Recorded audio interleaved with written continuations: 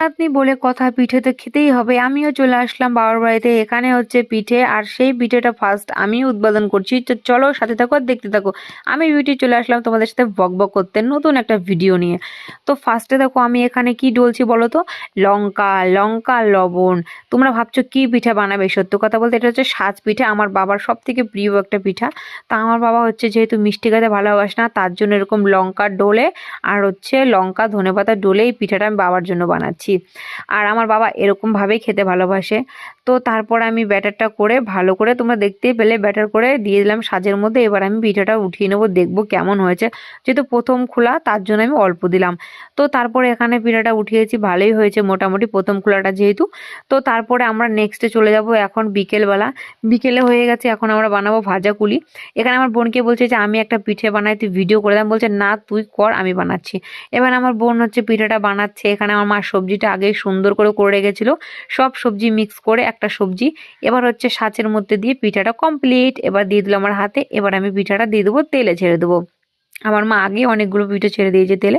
এবার আমি এটা দিয়ে দিলাম শুধু তোমাদেরকে দেখানোর জন্য। তো দেখো আমাদের ভাজাও কমপ্লিট, আমার বড়মশাইকে দিয়ে দিলাম। আমার বড়মশাই খেয়ে বলছে খুব সুন্দর লাগছে। আর আমার বড়মশাইয়ের সামনে একটু ক্যামেরা ধরলে বলে, তুমি কেন আমার সব সময় খাওয়ার সময় ভিডিও করো? আমার একদম ভালো লাগে না। তো তারপরে দেখো এখানে হচ্ছে ভাজাগুলি দু রকমের ভাজছি, একটা হচ্ছে কম আর একটা হচ্ছে বেশি।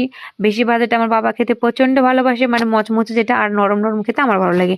তো তোমাদের কার কেমন ভালো লাগে অবশ্যই জানিও। আর আমার মা দেখো সব রকমের পিঠা বানাতে ভালোবাসে, আর আমার মা বানাতেও খুব পারে। আমার মার জন্য একটা সবাই লাইক কমেন্ট শেয়ার করে দিও।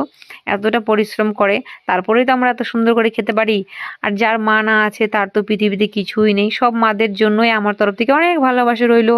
তোমরা কে কে পিঠে খেলে অবশ্যই কিন্তু কমেন্টে জানিও। এখানে দেখো আমি একদিকে পিঠে ভাজছি আর একদিক দিয়ে খাচ্ছি। এটাই আমার ছোট থেকে অভ্যাস, গরম গরম ভাজবে আর গরম গরম একটা থেকে দুটো খাবো, ওটাই আমার খাওয়া। আমি আর পরে খেতে পারি না। তো তারপরে নেক্সট দিন চলে আসলাম পাটিসাপটা পিঠা ভাজতে।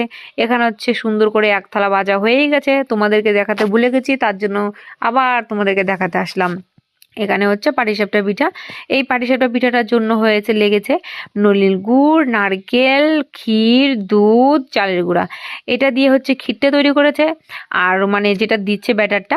আর তারপরে যেটা গুঁড়িটা দিল ওটা হচ্ছে তৈরি করেছে হচ্ছে তোমার গুঁড়ি আর দুধ আর নলিন গুড়। তো এই দেখো আমাদের পিঠা কমপ্লিট। কি সুন্দর করে আমার মা পিঠা বানাতে পারে দেখেছো? আমার মা সব দিকেই কাজে স্মার্ট, সব দিকেই একদম পারদর্শী। তো দেখো কত সুন্দর হয়েছে। কে কে পিঠে খেতে চাও অবশ্যই আমাদের বাড়িতে চলে এসো, পিঠে অবশ্যই তোমাদেরকে বানিয়ে খাওয়াবো। তো এবার আমার মাকে বলছি, মা ছোট্ট করে আমাকে একটা বানিয়ে দাও না, আমি একটা খাবো। আমার মা ছোটবেলায় যে রুটি পিঠা যাই বানাক না কেন আমার জন্য ছোট্ট করে একটা বানিয়ে দেয়, কারণ ওটা খেতে আমার খুবই ভালো লাগে।